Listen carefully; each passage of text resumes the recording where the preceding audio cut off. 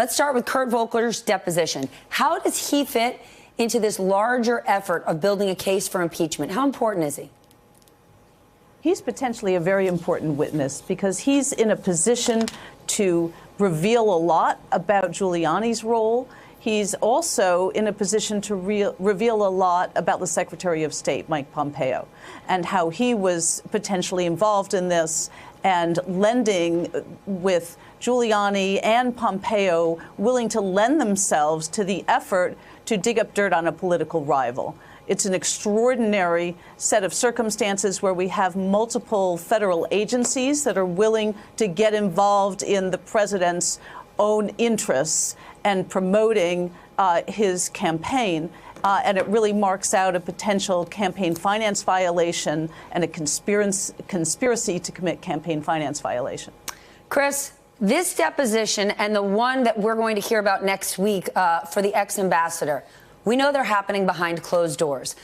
But if you're a Democrat here, you need to build your case for impeachment. You need to get this information, assuming it's damaging to the public. How are they going to do that?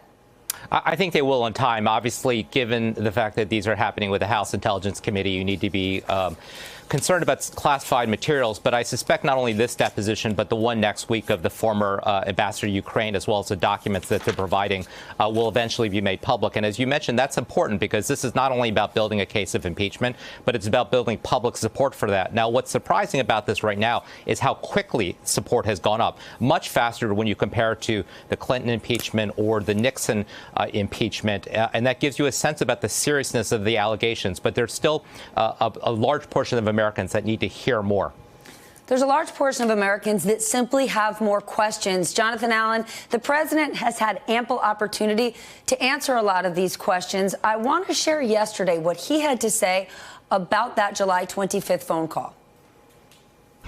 The question, sir, was what did you want President Zelensky to do about Vice President Biden and his son Hunter? Are you talking to me? Yeah, it was just a follow-up of what I just asked you, sir. Listen, you ready? We have the president of Finland. Ask him a question. I have one for him. I just wanted to follow up on the one that I asked you, which did was, you hear what me? did you want Did you hear to me? Yes, Ask sir. him a question. I will, but I've given you a long answer. Ask this gentleman a question. Don't be rude. No, sir, I don't want to be rude. I just wanted you to have a chance to answer the question that I asked you. I've answered everything. It's a whole hoax. And you know who's playing into the hoax? People like you and the fake news media.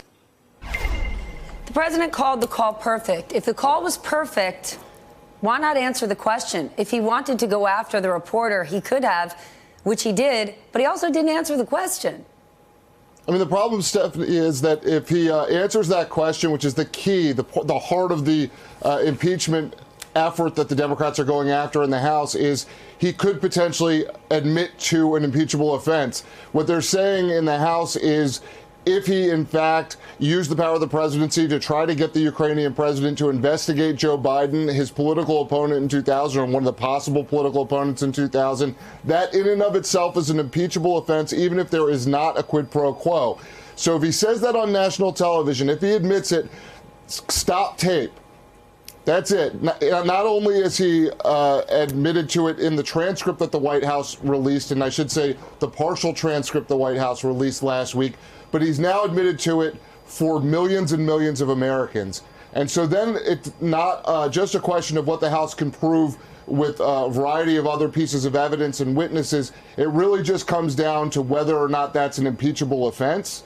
And that's a much easier case for the House Democrats to prove, not only within the House, but in the court of public opinion. Michael, if the president himself couldn't or wouldn't explain beyond the call was perfect his actions, how much harder is it going to be for Republicans? You have once been in a seat working with those lawmakers that had to explain away quite a lot of things. Yeah, it's very close to impossible. I mean, the last time you and I talked, we were talking about how I thought it was a mistake for House Democrats to go on recess for this 2-week period. I think that I was proven wrong. I think that Democrats are continuing to do oversight with the Intel Committee while they're on recess. It's Republicans that are really benefiting from this recess because they are avoiding a lot of hard questions that they can't answer right now. Claire, let's dig deeper into the documents that the State Department's Inspector General gave to Congress on Wednesday. Many of them apparently were originating with Rudy Giuliani, who then talked about them on Fox. Let's share a little bit of that.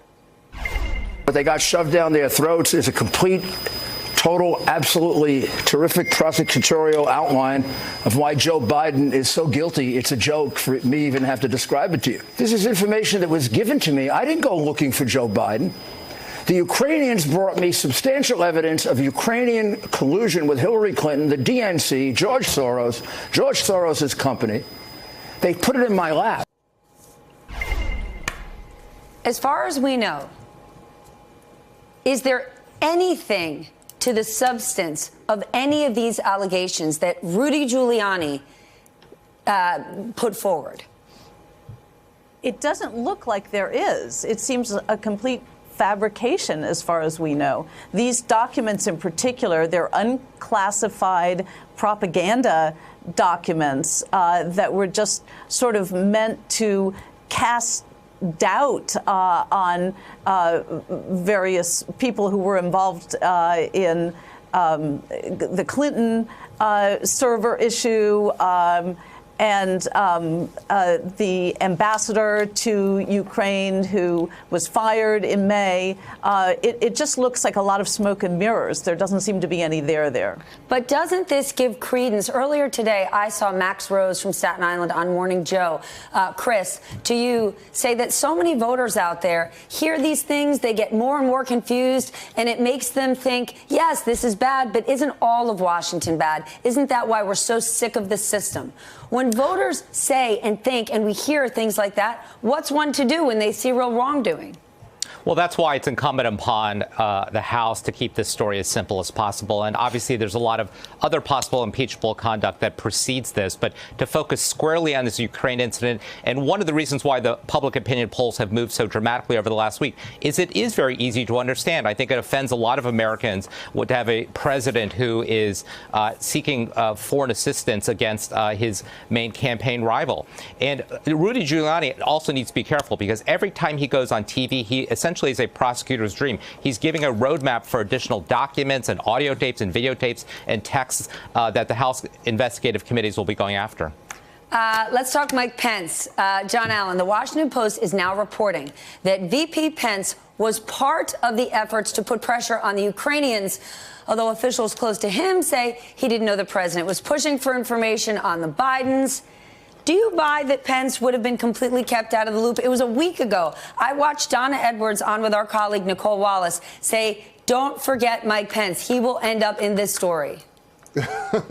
There's going to be a real tug-of-war over what happens with Mike Pence as things go forward. Obviously, there's more information to come out about this story.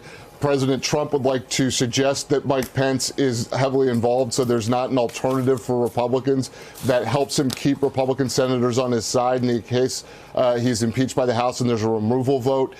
Democrats would like to suggest that Mike Pence is involved as well, so that Nancy Pelosi might someday become president of the United States. But I think we'll have to wait to see what the facts show about Mike Pence's involvement in this case. Obviously, Pence would like to stay clean in the event that the president is removed from office or resigns and Mike Pence can become president. Hey there, I'm Chris Hayes from MSNBC. Thanks for watching MSNBC on YouTube. If you want to keep up to date with the videos we're putting out, you can click subscribe just below me or click over on this list to see lots of other great videos.